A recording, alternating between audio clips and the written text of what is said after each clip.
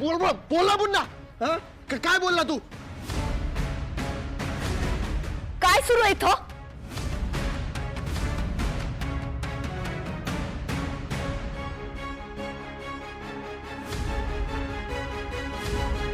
हे मंदिर आहे, कुस्तीचा आखाडा नाहीये.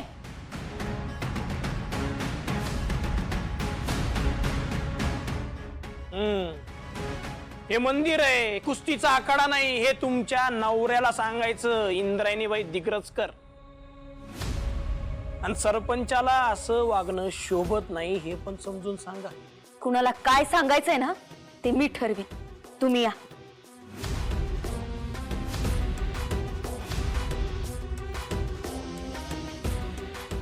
जातो ना आम्ही, जातो. पण आम्हाला जोपर्यंत शाळेत 50% पार्टनरशिप मिळत नाही तोपर्यंत आम्ही इथून हलत नसतो.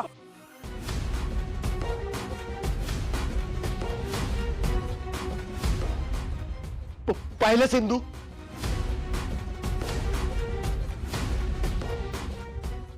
आल्यापासून हा जडेपणा लावलाय याने.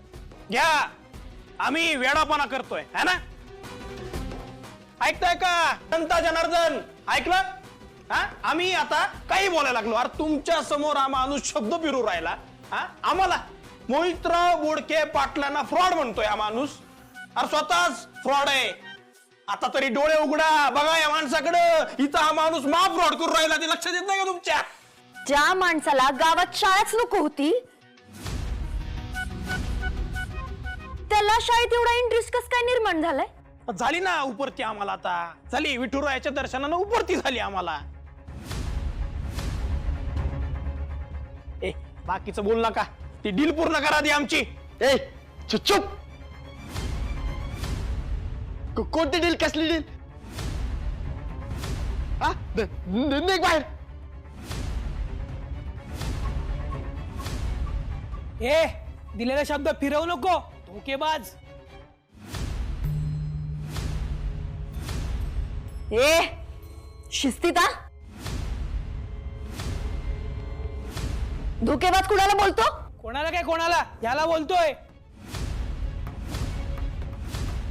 हे बघ, तोंड सांभाळून बोलायचा. ए आवाज खाली कर. अजिबात बोलायचं नाही. शांत हो. हो बोलणार मी. मला काय सांगते तुम्ही? यांना सांगा शब्द फिरवतायत ते. हे बघ, मंदिरातून असा आवाज चढवायचा नाही. शांत बस.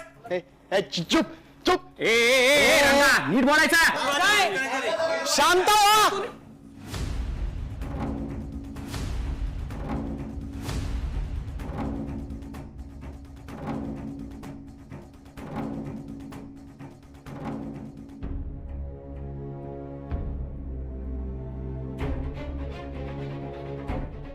उगाच वाटेल ते आरोप करू नका मोहितराव. गोपाळ परस्पराशी डील करणं शक्य नाही. गोपाळच्या खांद्यावर बंदूक ठेवून तुम्ही तुमचा अजेंडा पुढे रेटू नका.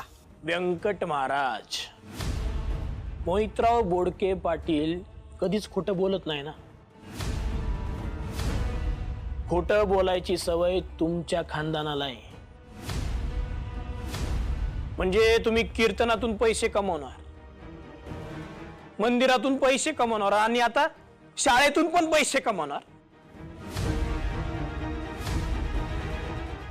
अहो, तुमच्या या खानदानाचा खोटेपणाचा मुखवटा काढा आणि तुमची खरी तोंड दिसू द्या लोकाला.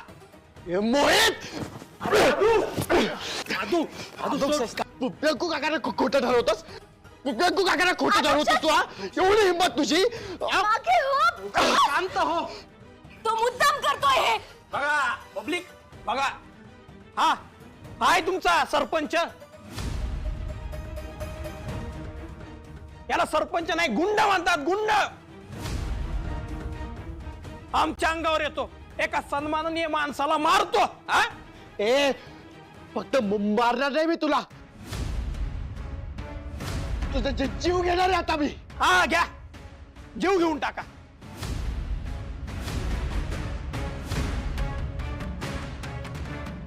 ही यांची भाषा. हे सरपंच आहे आपले, ही सरपंचाची भाषा आहे. पण एक गोष्ट लक्षात ठेव, असल्या धमक्यांना मोहितराव बोडके पाटील घाबरत नसतो. आणि अजून एक, शाळेमध्ये आम्ही पार्टनरशिप मिळून राहणार म्हणजे राहणार.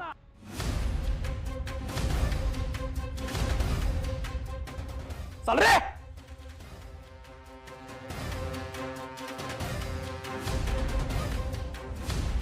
अधोक्षज, अरे काय केलंस तू हे?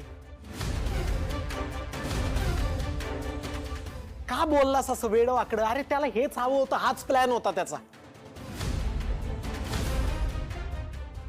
एका मूर्खपणाला 10 मूर्खपणा करून उत्तर द्यायचं नसतं बाळा कधी. खूप दिवसापासून बघतोय व्यंकू काका. एक वेळ त्याने मला बोललेलं मी सहन करेल, पण तुला बोललेलं मी सहन करणार नाही.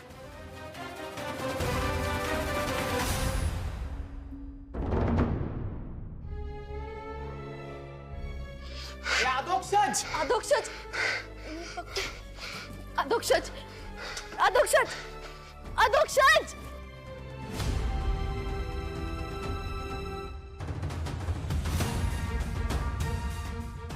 गोपाळ, चहा नकोय मला. असं काय करतोयस? मी प्रेमाने आणलाय, घे ना. अगं पण मी मागितलंय का? स्पेशली बनवलाय तुझ्यासाठी. आलं, तुळशीची पानं, वेलची असं सगळं मस्त घातलंय. खूप टेस्टी आहे, घे ना. नको मला. मला आवेळी चहाचा त्रास होतो श्रीकला. तुला नंतर ऍसिडिटीची गोळी देते मग. कशाला टेन्शन घेतोयस? मी इतक्या प्रेमाने बनवलाय, अपमान नको करूस ना. अगं काय काय फालतूपणा लावलाय? मी एकदा सांगितलेलं कळत नाही का तुला? नकोय मला चहा.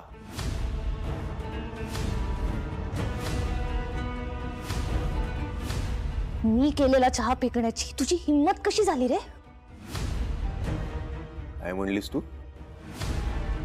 हिम्मत? गोपा दादा,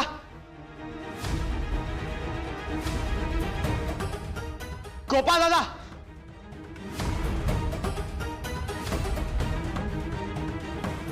आलो.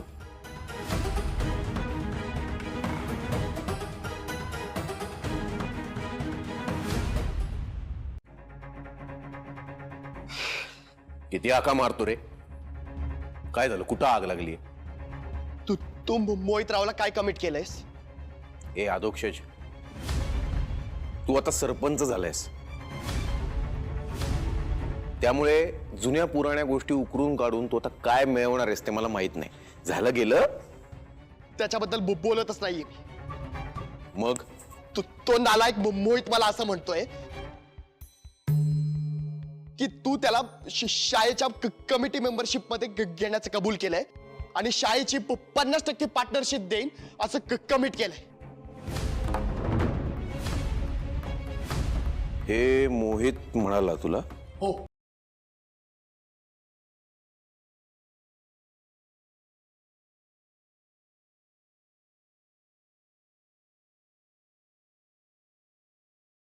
हो. गोपा दादा, तू त्या दिवशी संभाला बोलायला आला आणि त्यांनी ती जागा रिकामी केली, आठव जरा. हे बघ ए, त्या दिवशी काय झालं ना ते मला आत्ता अजिबात आठवत नाही. पण जर मी मोहितशी बोलल्यामुळे तुमच्या शाळेच्या जागेवरचं अतिक्रमण हटलं असेल तर त्याकरता तू माझे आभार मानायला पाहिजेत ना. जाब कसला विचारतो रे?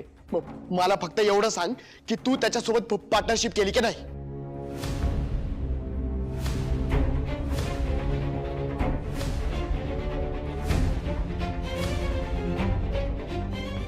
ए हॅलो, मी काय करायचं आणि काय नाही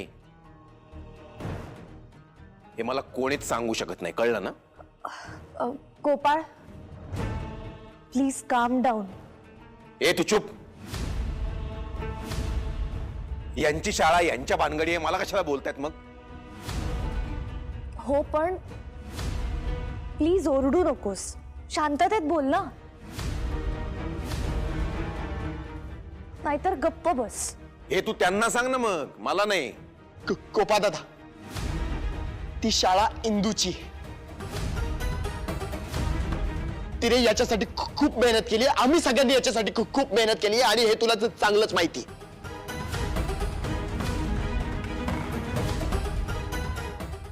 आता तू याच्यात तिसऱ्या कोणाला घुसवायचं हे.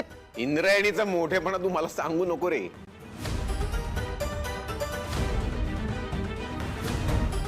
शाळेकरता एवढं काम करतीये का? नाव पाहिजे, मोठेपणा पाहिजे.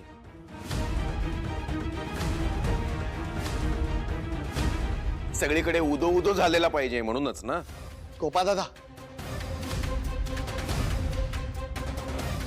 तू इंदू बद्दल खूप चुकीचा विचार करतोयस. हा, तू इंदू बद्दल खूप चुकीचा विचार करतोयस हा?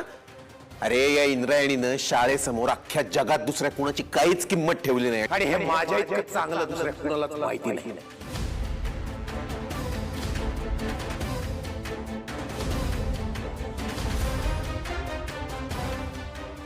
त्यामुळे माझ्या दृष्टीनं मी अगदी बरोबर विचार करतोय.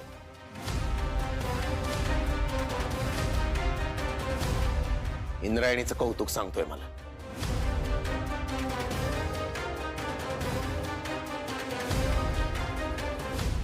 गोपाळ बास. तोंडाला येईल ते बोलतोयस तू आता. घ्या.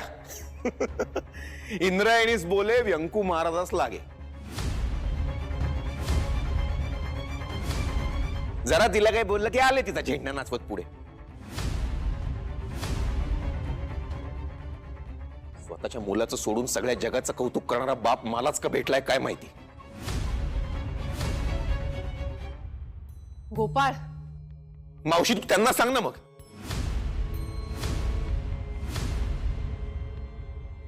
ते बघ सतत तिचीच बाजू घेत आहेत. या इंद्रायणी इतकी स्वार्थी मुलगी अख्ख्या जगात दुसरी कोणी असू शकत नाही.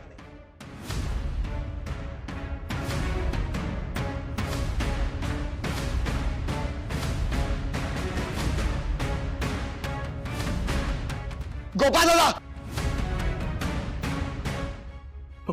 फार बोलतोयस तू. काय करणार रे तू? मोठ्या भावावर हात उचलणार? इतकं वेडं केलं या इंद्रायणीनं तुला. शांत व्हा ना तुम्ही. अगं हा बघ ना कसा बोलतोय माझ्याशी. हो पण तू पण शांततेत बोलत नाहीयेस. तू एक वेळ मला बोललेलं मी सहन करेल, पण तुला बोललेलं मी सहन करणार नाही. तू चल इथून, चल चल बरं. बघे तुलाच घेऊन चालली ती. जा. गोपाळ दादा, ए. फार बोलतोयस हा? चल फार बोलतोयस तू. आदर्श, चल प्लीज प्लीज चल चल चल.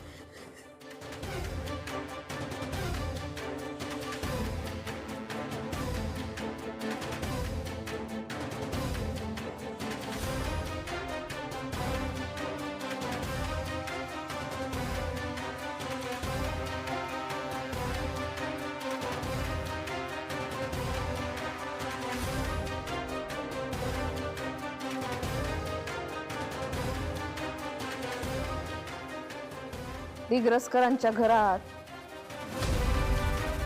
व्यंकट भाऊजी भावंडांचं प्रेम दार्जिनच नाही. सतत आपले उराशिरी हे वेदावे.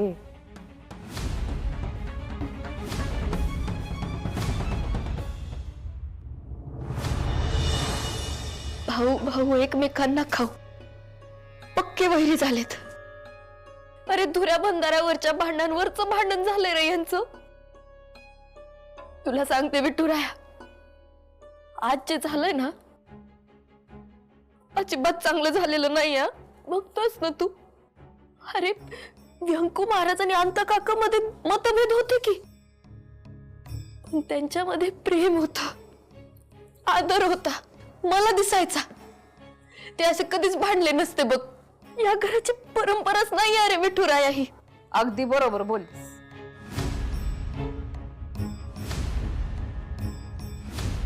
आज दिग्रसकरांच्या घरात जे झालं ते काही चांगलं नाही झालं. हे असं घरामध्ये होताच कामा नये. पण जे झालं ते कुणामुळे झालं हे लक्षात आलंय ना तुझ्या? कुणामुळे झालं मोठ्या बाई? तुझ्यामुळे. तू दिग्रसकरांच्या घरात आली आणि घराचे ग्रहच फिरले. तू लहान होतीस तेव्हा तुला मी शिव्या श्राप द्यायचे, ते व्यंकट भाऊजींना आवडायचं नाही. पण आता त्यांच्या सुद्धा लक्षात आलं असेल या सगळ्याच्या मुळाशी तू आहेस. तुलाच इस्कोट करायचा या घराचा. अहो मोठ्या बाई, अहो मी या घरच्या वाईटाचा विचार कधीच करू शकत नाही. गबगा. तुझी शाळेची हौस किती मागात पडली ते लक्षात येतं ना तुझ्या.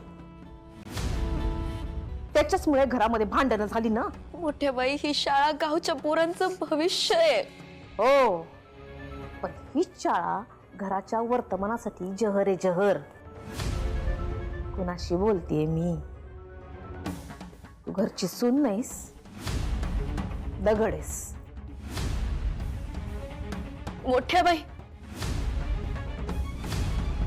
मला तुम्ही बोल लावा किंवा दगड म्हणा, पण आज घरात जे झालंय ना त्यासाठी सूनच जबाबदार आहे, पण ती मी नाही.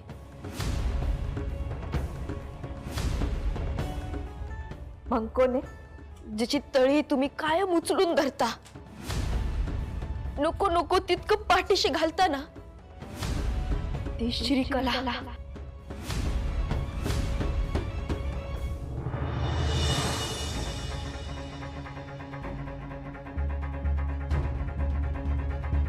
इंदू इंदू इंदू इंदू, तू आता कुठे निघालीस? अगं महिला समितीची मीटिंग आहे ना, तुला सांगितलं होतं. काय झालं? आणि तिथून डायरेक्ट शाळेत. काय झालं? एवढी पॅनिक काय?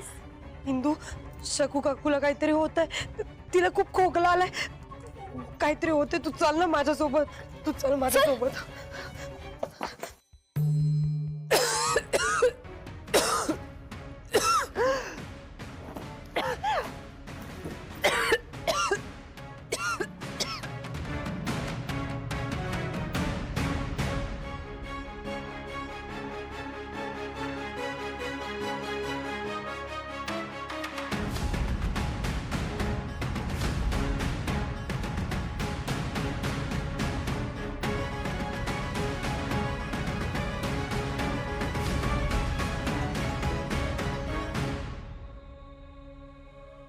श्रीकला, काकींची तब्येत इतकी कशी काय बिघडली अचानक? मला काय माहिती ताई. अहो मी डॉक्टरची बायको आहे, डॉक्टर नाही. मला माहिती आहे तूच. मी नाही केलंय काही. बघा ना, आईंची तब्येत बघा किती बिघडली आहे. मी दिवस रात्र मेहनत घेते, दिवस रात्र काळजी घेते त्यांची. काय हवंय काय नकोय ते पाहतीये. मगाशी सुद्धा ना तुम्ही नव्हतात ना इथे, तर आईंना खूप खोकला लागला हो. मी पटकन जाऊन गरम पाणी आणलं त्यांच्यासाठी, तेव्हा कुठे जरा बरं वाटलं. पण बघा ना, खोकलाच थांबत नाही हो आईंचा. मला इतकं टेन्शन आलं ना, मी ना पटकन गोपाळला बोलवून येते. आलेच. थांब नारायणीताई, गोपाळला घेऊन ये. अहो मी चाललेच आहे ना. गब्बस म्हणलं ना तुला. तुला सांगितलं मी नाही ना? बरं मी गप्प बसते, पण हळू बोला, आई झोपल्या आहेत. नारायणीताई, गोपाळला घेऊन ये. इंदू, अगं तिच्यावर चिडचिड करून शकू काकूला बरं वाटणार आहे का? का उगीच तिला बोलतेस? गोपाळने इथं असणं जास्त गरजेचं आहे. हिच्यावर मी का ओरडते याची चर्चा आपण नंतरही करू शकतो ताई.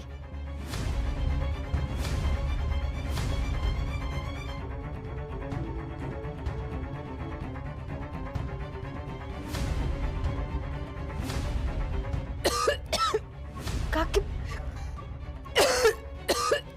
आई,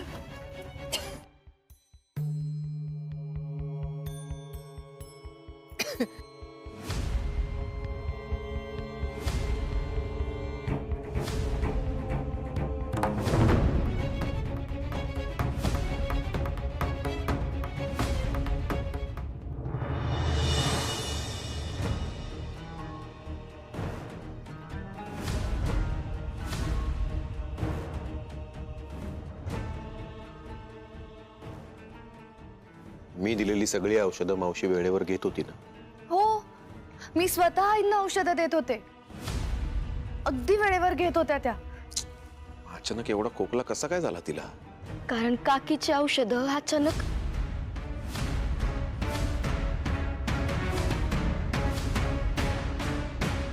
काय झालं इंद्रायणी ताई? नाही, तुम्ही औषधांबद्दल काहीतरी बोलत होतात ना आत्ता, मध्येच का थांबलात?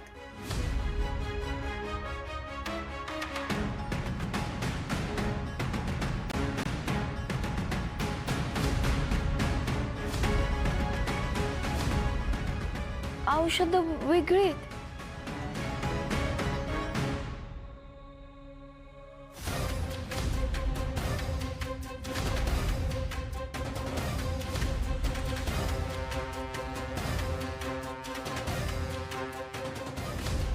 गोपाळ, मध्यंतरी तू काकींची औषधं बदलली होतीस ना?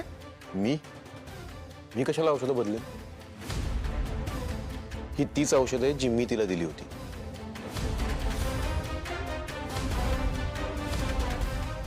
आत्ता ही औषधं इथं दिसत आहेत, पण मध्ये मी बघितले तेव्हा वेगळेच होते. या श्रीकलानं औषधं बदलली